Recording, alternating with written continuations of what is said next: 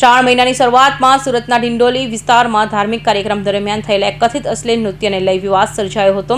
ભગવાન શંકરનું પાત્ર અને મહિલા સાથે નૃત્ય કરાવતા ધાર્મિક લાગણી દુભાઈ હોવાના આક્ષેપ થયા બાદ મામલો ગરમાયો. આજે કોર્ટે માફી માંગી હતી. સુરતના ડિંડોલી વિસ્તારમાં ધાર્મિક કાર્યક્રમ દરમિયાન થયેલા નૃત્યનો વિડીયો સામે આવ્યા બાદ વિવાદ વકર્યો છે. શ્રાવણ મહિનાની શરૂઆતમાં ધાર્મિક કાર્યક્રમમાં ભગવાન શંકરનું પાત્ર અને મહિલા સાથે કરવામાં આવેલા નૃત્યને લઈ સનાતન ધર્મની લાગણી દુભાઈ હોવાના આક્ષેપ થયા હતા. ઘટનાને લઈ શિવ ભક્તો અને ધર્મપ્रेमियों आक्रोश જોવા મળ્યો હતો.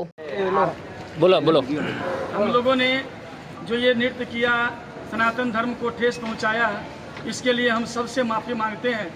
ऐसी गलती नहीं होनी चाहिए प्रभु जी, और ना कोई हम यही निवेदन करते हैं सबसे. तुम लोग भी सब लोग माफी मांगो कि आगे से मेरे से गलती नहीं होगी.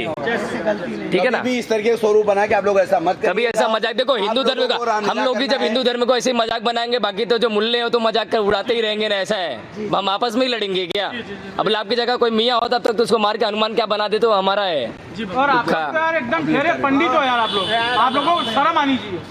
સનાતન ધર્મનું અપમાન કોઈ પણ સંજોગમાં સહન નહીં કરવામાં આવે તેવી લાગણી વ્યક્ત કરવામાં આવી હતી. મામલો બિચકાતા આયોજકો દ્વારા ધાર્મિક લાગણી દુભાઈ હોવા બદલ માફી માંગવામાં આવી હોવાનું સામે આવ્યું છે. Bureau report Hind TV news Surat.